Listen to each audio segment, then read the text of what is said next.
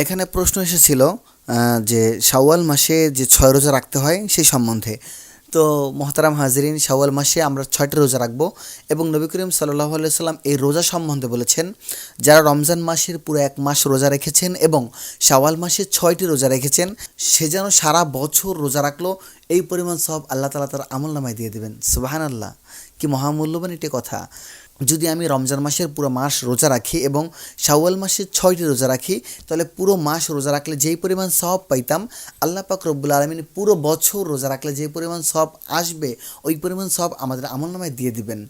এবং এর মাঝখানে একটা প্রশ্ন থাকতে পারে, আমাদের আম্মাজানদের অনেক সময় রমজানের রোজা 30টা হয় না, 29টাও হয় না, মানে সাধারণত তো রমজানের রোজা 30 কিংবা 29টা, কিন্তু আমাদের আম্মাজানদের অনেক সময় রোজা ভেঙে যায়। তো সেই ক্ষেত্রে তারা কী করবেন? সেক্ষেত্রে রমজান মাসের রোজা, যেটা আমাদের ভাঙতি রোজা আছে, এটা রাখার পরে তারপর হলো গিয়ে আমরা 6 রোজা রাখবো। সবথেকে মজার বিষয় হলো, আমি এই শাওয়াল মাসে 6টি রোজা একসাথে রাখতে পারবো এবং চাইলে আমরা আজকে একটা, 5 দিন পর একটা, 7 দিন পর একটা, এভাবেও রাখতে পারবো। এই জন্য আমাদের কিন্তু শাওয়াল মাসে কোনো প্যারা নাই রোজা নিয়ে। আমরা চাইলে কিন্তু এই 6টি রোজা পুরো মাস জুড়েই রাখতে পারবো। আর যেহেতু হাদিস দ্বারা প্রমাণিত যে রমজান মাসে রোজা রাখার পরে তারপর হলো গিয়ে যে শাওয়াল মাসের 6টি রোজা রাখবে, তাকে আল্লাহ পাক রব্বুল আলামিন পুরো বছর রোজা রাখার সওয়াব দান করবেন।